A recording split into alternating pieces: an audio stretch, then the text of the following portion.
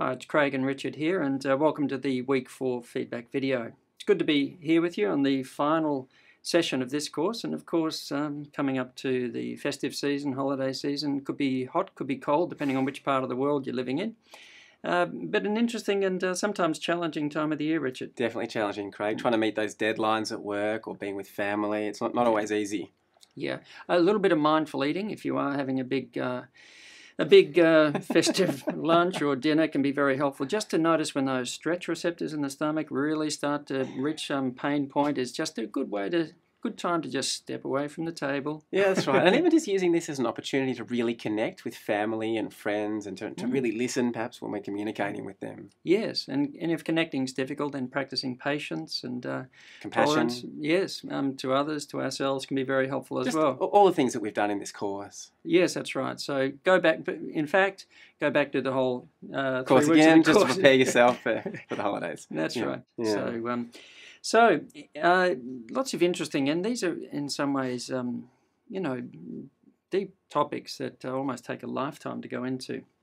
Ethics and values, and so there was a lot of interesting things to say about that. Definitely. It really is in some ways the fruition of mindfulness practice, to get in touch with values and then learn how to communicate them and express them in the world. Yeah. And just to become more aware. That's the most beautiful thing about mindfulness, I think. It makes us more aware of what we're thinking and feeling and doing and saying. Yes. And so that helps us just to naturally become aware of whether our behaviour is ethical and quite often to act in much more ethical ways. Yeah, and not just to express our values, but also to be, I think, mindful of the way in which we express them. There's a lot of public discourse these days, of course, which is very fractious and very polarising. It creates conflict. Identity politics, that kind of stuff. Yeah, and I think that, to be aware of what our values are, but also to be mindful in the way that we communicate those in a way that's respectful to others and so on, I think is very important. Well, that inner knowing and that intuition and I guess what's sometimes called the still inner voice, or just that sense of knowing what is alive in us and what's guiding our behaviour is a very important part of mindfulness.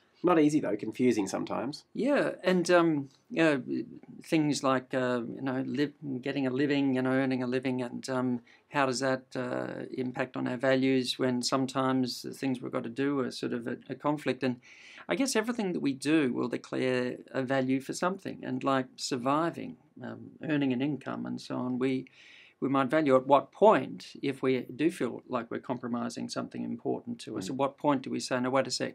I value a living and the money and so on, but I value something else more. Because we're always valuing something, aren't we? Yeah. And sometimes they're in alignment and sometimes they're not. Yeah, and sometimes we value things that are pulling us in opposite directions. And so what do we value most? What are we going to put first is not always an easy decision to make. No. Yeah. One of our learners quoted Shakespeare. Maybe Shakespeare got it right. To thine own self be true. Yeah. And it must follow as the night, the day thou canst not then be false to any man, so or woman for that matter.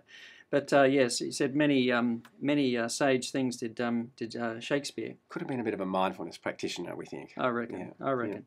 So a query: is our stress response teaching us to know our own core values? Considering it can be activated by going against our intuition, which I think is a really interesting question, isn't it? It is, and a pretty hard thing to test. Like the lie detector test, for example, is just purely a measure of the stress response. That comes out of speaking something that's not true. Yeah, there's one thing being expressed on the outside, there's another thing that's being felt on the inside. And to be out of step and the fear of being discovered and so on, it can be a very stressful thing. And we will feel that physiologically, emotionally, the agitation of the mind associated with that. It's not a simple and uncomplicated state. But, and I guess, if research can look further at it, we can perhaps find that, maybe there are other ways it can be measured. I suppose comparing that to when people feel really calm and connected and integrated within themselves, then it's often a very much more peaceful state. You see leaders sometimes who are very calm and collected and speaking from a deep inner place, and there doesn't seem to be a lot of conflict between their values and between what they're doing and saying. Yeah, the ability to be at peace with yourself even when you're perhaps on the receiving end of some pretty unkind things is that's no small matter. That's right. And I think you'd really have to be very clear and unconflicted in your own mind to do that. Yeah. And mind you, very strong. I mean, you look at some of the the greatest examples of people, it's Gandhi and the Mandela and so on. Yeah. And they practice these kinds of skills. That's right. They practice meditation. That core quality of acceptance in mindfulness, sometimes it's accepting things the way they are, but sometimes it's accepting that we need to act and to do things. Yeah, and sometimes the discomfort and the criticism that can come with that. And that's not an easy choice. That's not easy. Yeah. And of course, once we're clear on our values, we can start to use them to sort of inform our goals. Yeah. And again, we all have goals. And I mean, goals don't have to be, I've got some big career goal or I've got to achieve something that we think of as being great in the world. Our goals, we will have our goals all the time. The goals to grow in wisdom throughout our life. The goals to be a good parent. Or to care for others. The goal to help, as say, a parent at home to actually, to help a child to develop in a way that, is going to, live a wise and considered life. Yes. And so goals can be many and varied. Yeah, so we don't want to, perhaps if some learners thought that we meant our goals, we've got to have some big project and make some mark in the world. Sometimes I think there's a lot of ego that can be driving that. No, they're just things that orient our life. Values set us in a direction, and goals are sort of waypoints along the way. We value relationships, so we find a partner, or we spend time with our kids, or that kind of thing. Yeah. Self-care is another big goal that came up as well. Yes. And one learner asked, can mindfulness practice in itself be a goal?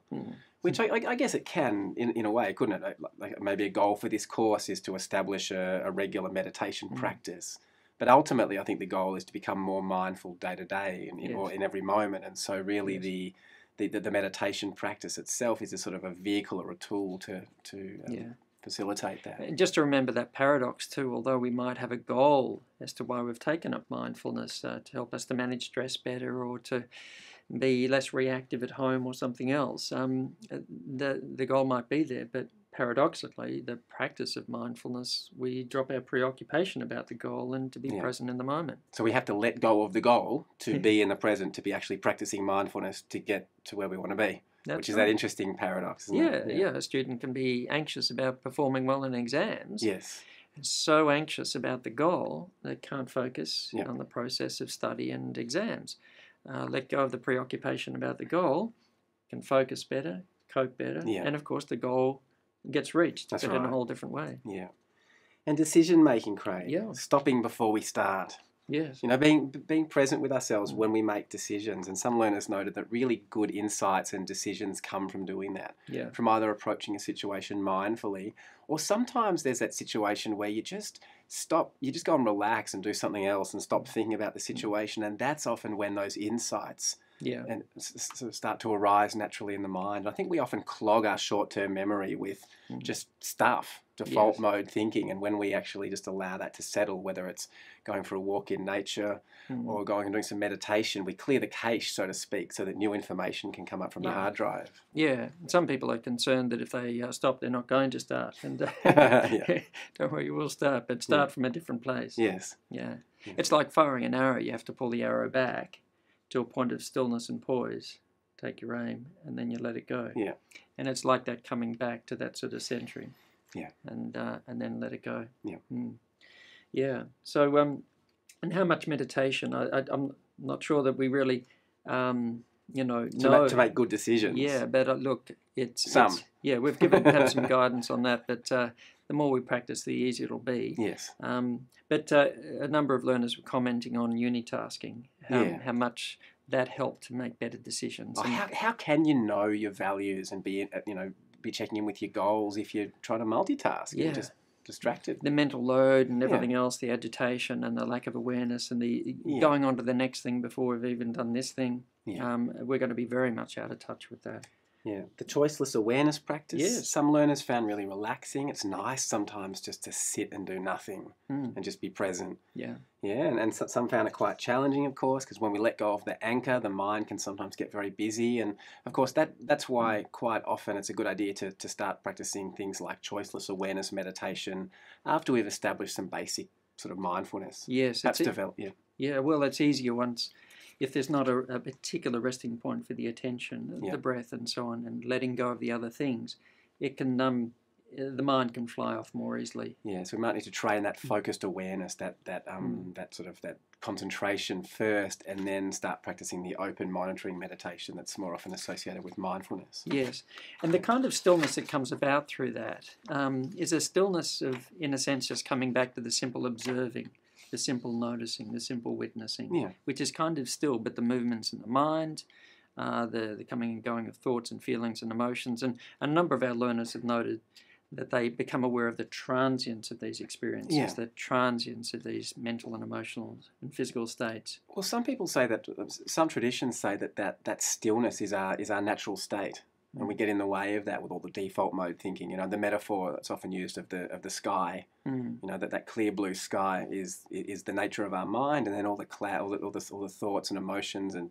distractions show up as clouds. Yes. But they're transient, and behind that is always that awareness. Yes, and when we rest in that stillness of just noticing, then the agitation, the activity in the mind may settle as well, and the mind may become quite quiescent, but it's the nature of the mind to move again. Yes. And that's the nature of the mind. And of course, the mind doesn't become redundant because we practice mindfulness, but we make a better choice, perhaps, a more conscious choice of which thoughts, which motivations to give attention to, which ones to leave alone. Well, actually, most traditions talk about the thinking mind and a larger mind, right? This mind of awareness, or what we could maybe call mindfulness, and then there are all the thoughts and that sort of thinking, discursive, rational mind, and being aware of both of them can be pretty important. Yes, that's right. Yeah. Good. So and being easier and gentler with ourselves is was one of the things that people noticed with the choiceless awareness as well.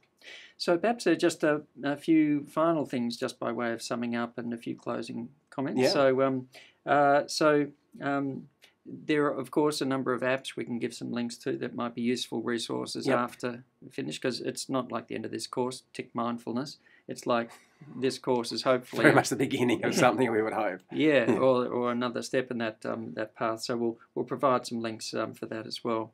We'll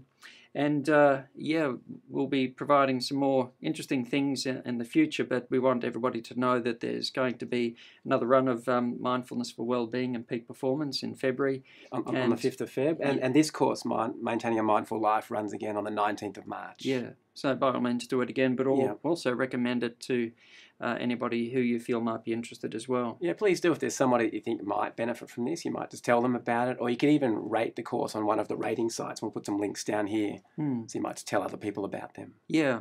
So we'd certainly very much value your feedback, so we can hone the course as well. Yeah. We'd like to thank, obviously, FutureLearn. We'd like to thank our mentors and the Monash production team as well. Yeah. Everybody's done a great job. Yeah. No, we're here in front of the camera, but I can't tell you how much wonderful work goes on behind the camera to make it possible. Yeah.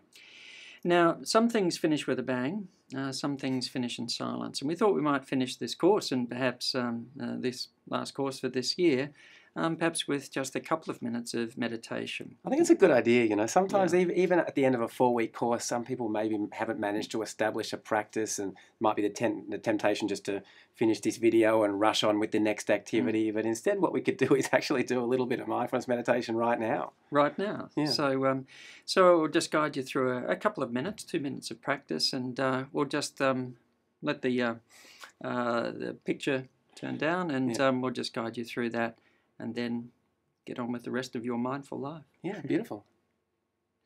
So just finding a balanced position for the body. And just allowing, if you're happy to, the eyes to gently close. And simply just being in touch. The body just sitting here, now.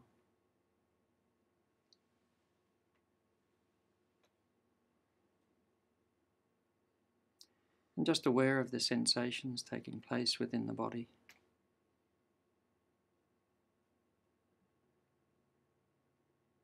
Without having to control it, simply being in touch with the breath.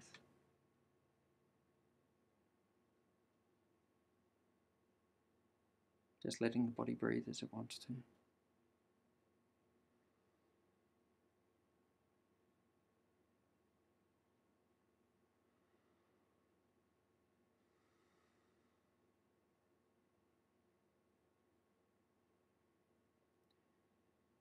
And if thoughts and feelings arise, just letting them come, letting them pass without having to get involved, to judge, to criticise. So we, in fact, having to do anything about them, just gently leaving them alone.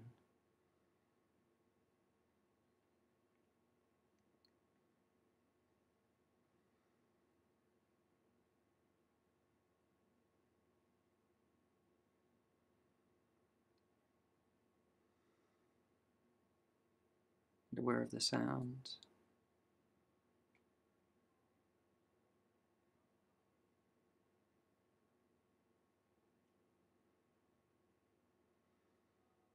The environment within which the body is sitting.